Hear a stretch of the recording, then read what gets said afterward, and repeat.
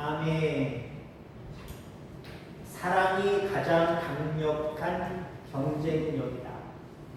한마디로 사랑이야말로 우리가 제일 먼저 구해야 될 덕목이다라고 하는 것 기억하시길 바랍니다. 요즘은 어떤 국력을 이야기할 때 옛날에도 똑같았겠습니다만은 그래도 조금 변화된 게 있고요. 단어가 변화됐어요. 그 나라의 국력을 이야기를 할 때 보통 요즘 젊은이들이나 요즘 세대 사람들은 이렇게 이야기합니다. 그 나라의 하드 파워가 어느 정도냐, 그 나라의 소프트 파워가 어느 정도냐, 그것 가지고 국력을 논합니다. 자, 하드 파워는 뭐냐면은 한마디로 경제력, 국방력을 얘기하는 거예요. 우리가 뭐 3차 산업시대나 요 시대 때는 한참 한 30년, 40년, 50년 이때는 그냥 잘 살면 국력이 있는 거예요. 못 살면 미자리 국가고 개발도상국이고 후진국이고 그런 거고요. 그냥 돈만 많이 벌면 그리고 국방만 세면 그리고 많은 사람들이 저 좀 도와주세요. 아이고 그 편 들을게요.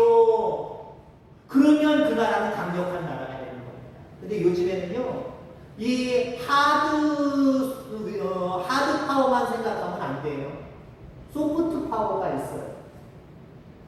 어떤 국방력이나 도를 통해서 끌어당기는 게 아니라 마음으로 그 사람들이 저절로 그 사람에게 끌리는 것, 그 나라에게 끌리는 것, 그게 소프트 파워입니다. 요즘 보세요. 한국의 소프트 파워, K-팝, 한국 노래, 아리랑, 그거 누가 부르는 거예요? 한국말 하는 우리나라 사람들만 하는 거잖아요. 근데 요즘 보세요. 뭐 BTS나 이런 사람들 중에서 아예 아리랑이라는 노래가 새로 나와가지고요. 그 수만 명의 관객들이 영어밖에 못하고 자기 나라밖에 못하는 아이들이요. 다 외워서 아리랑 이러고 있어요. 이게 뭡니까? 소프트 파워. 우리나라 여권만 가지고 있으면요, 대한민국 사람들은 별도로 나가는 이 개방이 꽉 돼 있답니다. 중국 사람들은 자기 여전히 센 줄 알고 당당하게 나가려면 중국 사람들은 한참 줄여서 기다린대요. 이게 소프트 파워입니다. 한국의 화장품 얼마나 세계인들이 좋아합니까? 한국에 오면은 영일레븐이 뭐죠? 올리브영 이런 데 가서 그냥 쓸어 담고 있잖아요. 저렴하고 품질 좋다고 한국 거 넘버원이라고 이러고 있잖아요. 이게 소프트 파워입니다. 자, 사랑 어떤 파워일까요? 야, 너 내가 사랑해, 이리 와! 나 떠나지 마, 여기 있어! 이거는 하드 사랑입니다. 하드 파워입니다. 옛날엔 그냥 남자 끌어들이면 그냥 꼼짝 못하고 그냥 굴복하고 살아가는 게 사랑인 줄 알았잖아요. 근데 남자가 요즘에는요, 부드럽게 잘해줘야 돼요. 그래서 여인이 때로 남자가 스스로 잘 오게 해서 서로 융합이 잘 되는 것, 이게 진정한 사랑입니다. 그래서 우리가 진정으로 회복돼야 될 소프트 파워 중에 가장 강력한 파워는 뭐냐? 사랑이에요. 사랑. 사랑하면요, 많은 사람들이 끌어들일 수 있게 되어 있어요. 많은 사람들이 따르게 되어 있습니다. 그러나 여전히 하드 파워를 가지고 야, 네가 나한테 굴복해야지, 사랑도 안 해주면서 니네 나라가 우리한테 조공을 바쳐야지, 관세를 내가 때리면 그 그대로 줘야지. 요즘 그런 시대 아닙니다. 미움받습니다. 미국이 그러잖아요. 아직도 자기들이 세계인인 줄 알고 관세 빵빵 떠들면 그 나라 사람들이 다 따라올 줄 아는데 요즘 다 거부 반응 일으키잖아요. 지금 캐나다도 그렇고 다른 나라도 그렇고 엄청나게 거부 반응을 일으키잖아요. 그게 뭐예요? 소프트 파워와 하드 파워 두 개 다 있으면 물론 좋습니다만은 우리나라는 두 개 다 갖췄어요. 국방력도 갖추고 경쟁력도 갖추고 있지만 부드러운 내면의 소프트 파워로 많은 사람들이 자발적으로 한국을 좋아하게 만들어버렸단 말이에요. 이게 사랑이에요. 사랑. 많은 사람들을 사랑함으로 말미암아 그 사람들이 여러분들을 사랑하고 여러분들이 전해준 그 사랑으로 인해서 이 사람들도 또 흘러버리는 그런 모습으로 이 사랑의 파워는요, 계속해서 커져 나가야 될 줄 기억하기를 주의 이름으로 축원합니다. 자, 하나님의 사랑의 결정체가 어디에 있느냐? 성경 전체의 요절이라고 할 수 있는 요한복음 3장 16절의 말씀입니다. 하나님 세상을 이처럼 사랑하사 독생자를 주셨으니 이는 저를 믿는 자마다 멸망하지 아니하고 영생을 얻게 하려 하십니다. 여기에는 소프트 파워, 가장 강력한 힘인 사랑, 아가페 사랑이죠. 이 아가페 사랑의 공식이 나와 있어요. 아가페 사랑이 어떤 사랑이냐? 사랑하사 주셨으니 얻게 하려 하십니다. 이게 소프트파의 강력한 공식입니다. 여러분 어떻게 사랑하시겠습니까? 간단해요.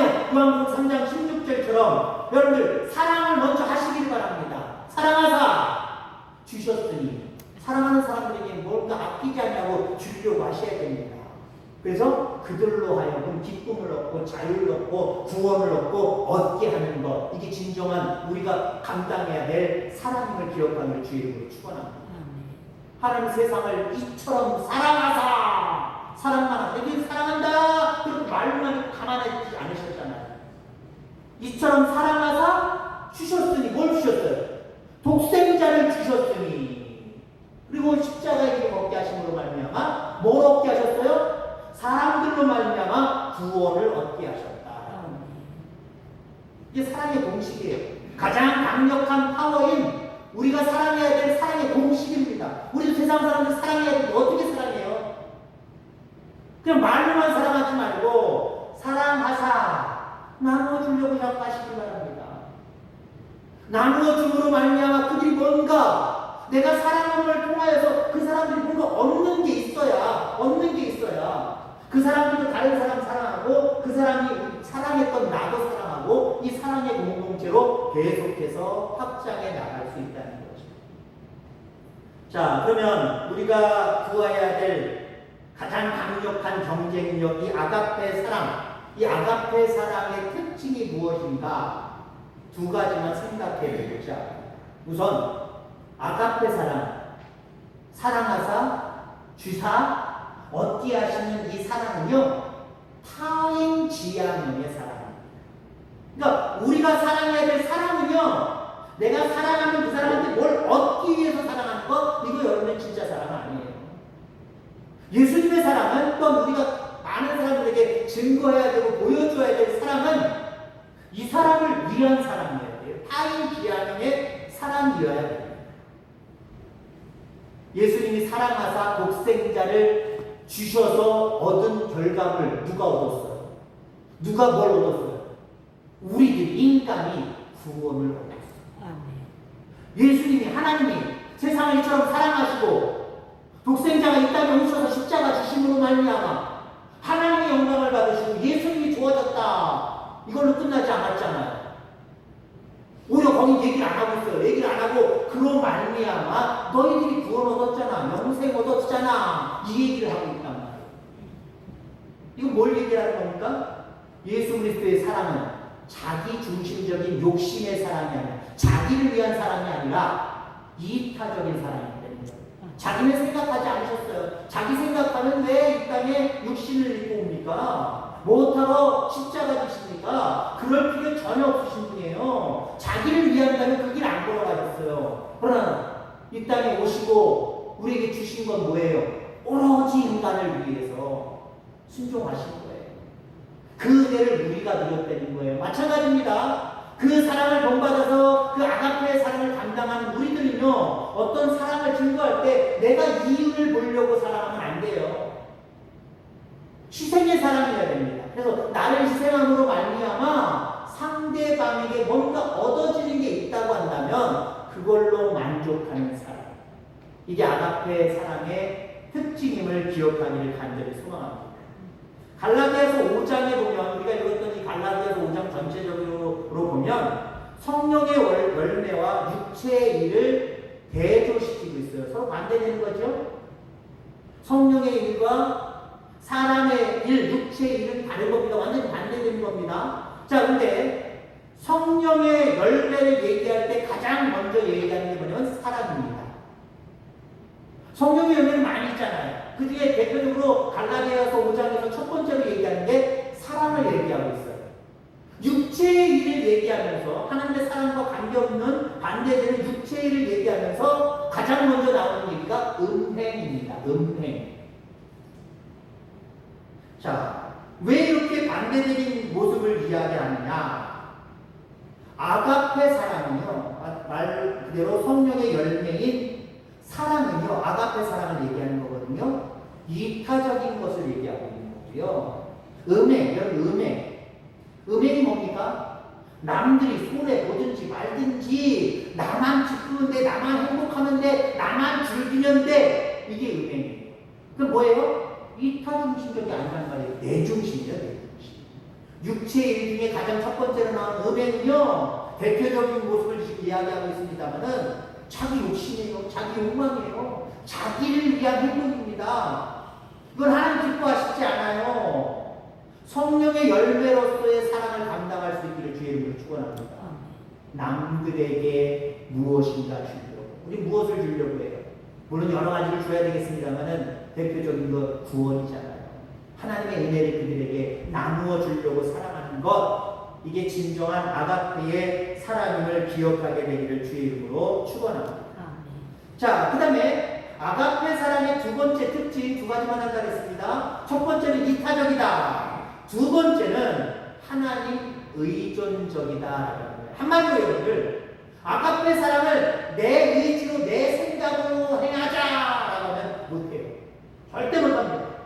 그러나 하나님 의존해서 하나님이 주신 것으로, 하나님이 주신 힘으로, 하나님이 주신 능력으로, 하나님이 주신 마음으로 할 수는 있어요. 이게 아가페 사랑. 아가페 사랑은 배워서 하는 게 아니에요. 아가페 사랑은 내 속에 강한 의지력과 결단력을 가지고 추진하는 거 아니에요. 오로지 하나님을 의지할 때 끝까지 그 아가페의 사랑을 행할 수 있는 여러분들이 되어지는 줄 기억하기를 간절히 소망합니다. 다윗의 아들 중에 암몬이 있지요. 암몬에게 이복 동생, 그러니까 다윗의 딸이기도 하죠. 다말이 있었습니다. 근데 이 암논이 자기의 이복 동생 다말을 폐륜시켜버리잖아요. 폐륜을 저지름으로 인해서 가정에, 그 다윗의 가정에 완전히 망가지게 만들어버리잖아요. 자, 여기서 근데 여러분들 성경의 기사에 보면 사무엘하 13장 1절에 보면 의심되는 단어가 나와요. 뭐라고 얘기를 하냐면 다윗의 아들 압살롬에게 아름다운 누이가 있으니 이름은 다말이라. 다윗의 다른 아들 암논이 그를 사랑하나 라고 얘기하고 있습니다. 암논이 이복 동생 다말을 사랑하나 라고 사무엘하 13장에 나오는데, 이 13장에 나오는 히브리어가 아가페예요. 아가페. 하나님의 사랑을 얘기하고 있어요. 희생의 사랑, 이타적인 사랑을 얘기하고 있습니다. 아니, 나중에 자기 여동생을 겁탈을 해가지고 집안을 풍지박살로 만든 암논이 어떻게 다말 자기 여동생을 아가페의 사랑을 했다고 표현하나? 그건 성경 실수다. 기록한 사람들의 어떤 오타다 라고까지 이야기를 합니다. 오타니. 그럼 이게 뭐냐? 처음에 암논이 다말을 사랑했던 건 아가페 사랑이 맞아. 하나님이 부어주신 그 희생의 사랑을 가지고 이복 동생이지만 내가 사랑해줘야지, 내가 이뻐해줘야지, 아가페 사랑을 가졌단 말이에요. 근데 이게 하나님의 주권하에, 하나님을 한마디로 이 암논이 의지하지 않으니까 나중에 마음이 변한 거예요. 마음이 변해서 내 동생이니까, 이번 동생이어도 내 동생이니까 내가 사랑해줘야지, 이게 아니라 나랑 관계없는 거잖아. 겁탈해버려야 되겠다. 하고 즐겨야 되겠다. 은혜의 마음, 자기 욕심을 채우고자 하는 그 마음이 침투해버렸어요. 그 이후에 바로 이 다말을 겁탈하는 그 사건이 벌어졌다라고 하는 겁니다. 그래서 사무엘하 13장 15절에 가면 이렇게 얘기하고 있어요. 그리하고 암논이 그를 심히 미워하니 이제 미워하는 마음이 전에 사랑하는 마음보다 더한지라. 어떻게 했다고요? 아가페 사랑을 사랑했던 마음으로 여동생을 보았는데 거탈한 이후에는 완전히 미워하는 사람이 되어버렸다는 거예요. 왜 그랬습니까, 여러분들? 하나님을 의지하지 않아서 그래요. 하나님 앞에 의존하지 않아서 그래요. 하나님, 이 모든 문제도 하나님 앞에 맡깁니다. 내 마음이 변치 않도록 인도해 주시고 끝까지 정말 아가페 사랑으로 돌보게 하여 주옵소서. 하나님 앞에 맡기고 기도하는 삶을 살았다고 한다면 암논이 이렇게 변하지는 않았을 거예요. 한마디로 기도의 삶이 망가졌겠지요? 경건의 삶이 망가졌겠지요? 세상 사람들만 바라보면서 음행의 마음, 욕심의 마음만 자꾸 물어보러 자랐겠지요? 그러니까 어때요? 아가페의 사랑을 가졌던 여동생도 이제는 그냥 여자로 보이는 거예요. 겁탈해 버리고 싶은 여자로, 하룻밤 자고 싶은 여자로밖에 안 보이는 거예요. 변한 겁니다. 왜 변했어요? 내가 할 수 있어, 내가 할 수 있어. 내가 하면 되지. 아가페 사랑, 여동생 돌보는 거, 끝까지 사랑하는 거, 내가 못할 줄 알아도 할 수 있어. 하나님 앞에 맡기지 않아서 그래요. 여러분들, 아가페 사랑은 내가 할 수 있는 일이 아니라는 거 분명히 기억하시기 바랍니다. 내가 한다고 하면 하는 거지 뭐 못할 거 어딨어 이렇게 생각하지 마세요. 교만입니다. 끝까지 내 마음을 지키면서 끝까지 그 아가페의 사랑, 이 이타적인 삶을 끝까지 살게 하여 주옵소서. 하나님 의존하면 하나님이 도우시는 거예요. 아가페 사랑은요, 내가 스스로 노력해서 얻는 열매가 아니라 하나님이 허락해 주신 열매. 모든 성령의 열매가 다 똑같습니다만은 사랑이야말로 하나님이 내게 부어주셔야 그 마음이 변하지 않고 끝까지 갈 수 있다는 사실 여러분들 기억하게 되기를 주의 이름으로 축원합니다. 자, 아직 결론적으로 말씀드립니다. 우리의 사랑이 아가페 사랑이냐 변질된 탐욕이냐 이것을 구분하는 기준이 어디에 있을까요? 우리가 아가페 사랑을 흘려보내면 거기서 또 다른 사랑의 열매가 맺어지면 내가 행했던 그 사랑의 행위가 하나님 보시기에 아가페 사랑이 됩니다. 이게 무슨 말이냐? 어떤 무리를 내가 아가페 사랑을 가지고 사랑했단 말이에요. 그 사랑한 것 가지고 그 자체로도 하나님 감사하고 기뻐하십니다. 즐거워하십니다. 그런데 정말 우리가 전한 아가페 사랑이 정말 맞다고 한다면, 참된 거라고 한다면 이 사랑을 통해서 또 아가페 사랑이 또 흘러가게 되고 계속해서 흘러가고 있다고 한다면 우리의 아가페 사랑은 성공한 거예요. 하나님 기뻐하시는 아가페 사랑인 거예요. 그래서 내가 누군가를 사랑했는데 거기서 끝나버리고, 아니 그 사람이 오히려 나를 오해하고 나랑도 관계가 서먹서먹해진다. 이거는요, 내가 그 사람을 사랑할 때 나는 아가페 사랑인 줄 알았는데 알게 모르게 잘못된 부분들이 섞여 있었던 거예요. 정말 아가페 사랑이 아닌 다른 부분들이 섞여 있었던 거예요. 뭔가 나도 이윤을 보려고 뭔가 내 마음을 속이고 아가페 사랑처럼 접근했다든지 그런 거예요. 그래서 여러분들의 사랑이 하나님 앞에 기쁨이 되고 하나님 앞에 자랑이 되어지기를 주의 이름으로 축원합니다. 베드로전서 4장 7절 8절의 말씀을 가지고 결론을 짓고자 합니다. 만물의 마지막이 가까웠으니 그러므로 너희는 정신을 차리고 근신하여 기도하라. 무엇보다도 뜨겁게 서로 사랑할지니 사랑은 허다한 죄를 덮느니라. 말세입니다. 말세를 살아가는 우리들에게 이 베드로전서 4장 7절 8절은 두 가지를 얘기하고 있습니다. 기도해라. 뜨겁게 사랑해라. 기도하고 뜨겁게 사랑하고 기도하면 우리의 아가페 사랑은 변질되지 않아요. 그리고 결국 그 아가페 사랑에 열매를 맺음으로 말미암아 이 자리는 가득 넘치게 되어 있고요. 여러분들 삶 가운데는 하나님이 더하여 주시는 놀라운 은혜로 풍성해질 줄 분명히 있습니다.